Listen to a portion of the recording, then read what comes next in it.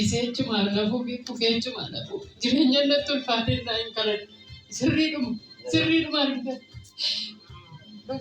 dhuguman kanan yoo na jaallatta ta'e waamichi garuu namatti ba'an ta'uu guyyaa tokko namni natti hin rakkatin ciisechuma nafuu yoo kun kufee achuma sassaabamuun barbaada waaqa koo hin kanan sirriidhuma hin barbaanne Inchini ongeedha. Amma yeroo isin garuu narraa gaccastanii ameen hin jenne deebii kooti isaanii ta'eefi sirriidha.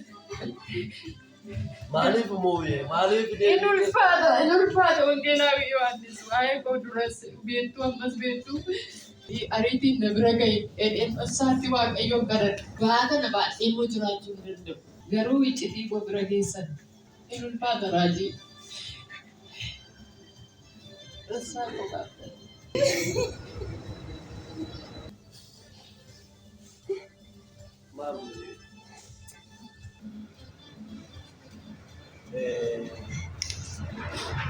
Waaqayyo gaariidha.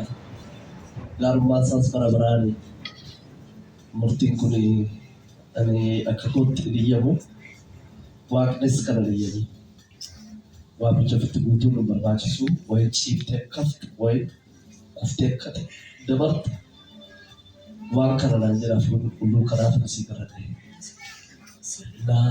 Maaliif yeroon isirraa ifadhu ameen jechuun sitti ulfaate duu barbadde iddoo dhugaa tangoota gaa hunduu dhugaa ofii of dhiphiftee of cannattee of yaaddaftee of rakkifta malee hunduu dhugaa. Waamichi kun yeroo waaqayyoo miti jiraadhuma jiraatte giiftii koo.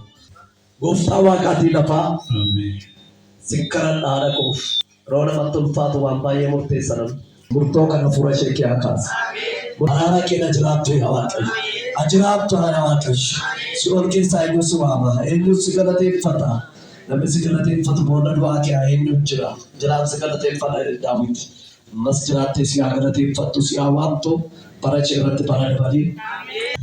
Hafuura galataa humna cabsatee ba'u sitti deebiseera. Hafuura waaqayyoo wajjin jiraachuu sitti deebiseera. Tokko, lama, sadii. Galateeffadhaan.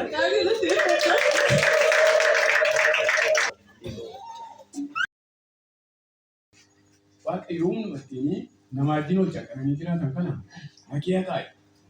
Nama wajjin yoo jiraate jibbaan koo. Yoo nama wajjin jaalalaan jiraate waaqayyoon humna yoo nutti rakkatanii garaa jibbaa nama keessanaan akkuma namni nama caqqanii jiraatan hakee taa'e jechaan ture. Garuu gaafa lakkee waaqayyoon karaa waaqayyoo galgala haadha yookiin abjuudhaan haadha bahu. Saba si jaallatu. Garuu gaafa akkaataan itti waaqa wajjin kakadhee ka'ee fi waaqa ittiin kakadhee fuudhee ka'e waaqa lafa onaarraa na fuudhee ka'e. Utuun hojjedhu kassaree akkuma carraa nama biraan birrii 3,000 fuudhee itti hojiitti gadee birrii kana. Waaqayyo gaafa garuu hojii kanatti nama keessu hojjetaa gaafa nama kadhatanii waaqayyo yoo nu deebi'ee bakka hojii kootiitti deebi'ee hojii kana hojjedhe waldaa kiristaanaa biraan hin dhaabadhaa. Kantoota biraan hin dhaabadhaa yaa waaqayyo harka waan akka jeesisee jedhee waaqayyoon kadhadhee. Ammas garuu waaqa warqa namaan akka jeesisee. Guyyaa gaafa sana qaatee maal kan akka jeesisee garuu gaafa birrii namaaf kennee yookiin hojii keessatti namatti horii liqii gurguru birrii kootaan koo deebiin nama kenna. Kanaan akka kanatti waliin magaalaa na ilaale. Eebba guddaa waaqayyo si eebbise. Eebba guddaa eebbifamu. Lafti onaan kee kun hin marga. Harka kee duumessa keessa ol darbee biiftuu fudhatee deebi'u argeera. Duumessi kun duumessa rakkinaa bara jireenya keessa duukaa turedha.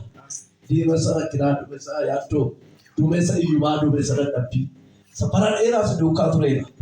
Lootee keessa ol dabartee gaafa deebitu carraan biiftuu keetii yookiis ifi biiftuu keetii ati gaarraadhaaf fudhattee dhufte kun duumessa naannoo keetii kana nyaatee balleessi.